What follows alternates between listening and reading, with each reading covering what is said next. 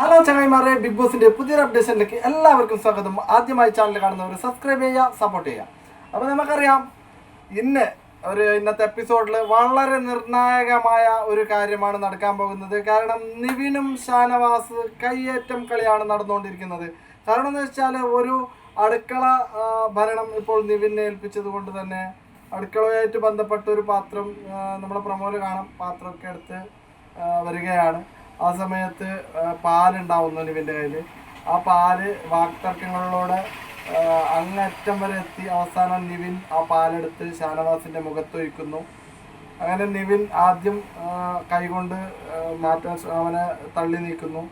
Physical ഒരു സംഭവം വേണമെങ്കിൽ പറയാം. എന്നാലും നിവിനെ തള്ളി മാറ്റുന്നു. നിവിനെ തള്ളി മാറ്റുമ്പോൾ കയ്യിലുള്ള മൊത്തം പാലെടുത്ത് ഷാനവാസിൻ്റെ മുഖത്ത് തെളിയിക്കുന്നു. ഷാനവാസ് അപ്പോൾ കൂളായിട്ടാണ് കാട്ടിക്കുന്നത്. അതിനപ്പുറം എന്ത് സംഭവിച്ചു എന്നുള്ളത് നമുക്ക് ഇന്നത്തെ എപ്പിസോഡ് കണ്ടാലേ അറിയാൻ പറ്റും. പക്ഷേ നിവിൻ ഇല്ലെങ്കിൽ ഷാനവാസിനെ ബിഗ് ബോസ് പുറത്താക്കാനുള്ള എല്ലാ കാര്യങ്ങളും അവിടെ നടക്കുന്നുണ്ട്.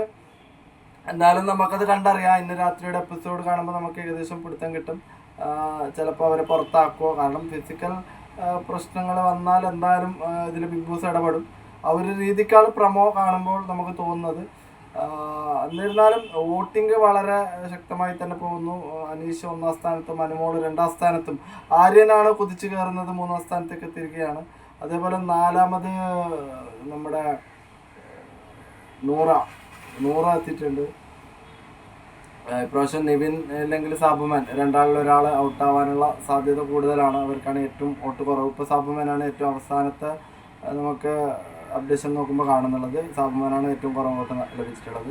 എന്തായാലും നമുക്ക് കാണാം. വീണ്ടും വീക്കെൻഡ് ആവാറായി, ഇന്ന് വ്യാഴാഴ്ചയായി. നാളത്തോടുകൂടി വോട്ടിംഗ് അവസാനിപ്പിക്കും. ശനിയാഴ്ച ഇത് ചിലപ്പോൾ ഇന്ന് തന്നെ ബിഗ് ബോസ് ഒരു തീരുമാനം എടുക്കും. അല്ലെങ്കിൽ ശനിയാഴ്ച നല്ലൊരു വീണ്ടും ഷാനവാസിനെ പപ്പടമാക്കാനുള്ള എല്ലാ സംഭവങ്ങളും എടുത്ത് ലാലേട്ടൻ വരുമെന്ന് പ്രതീക്ഷിക്കുക. Okay, bye bye.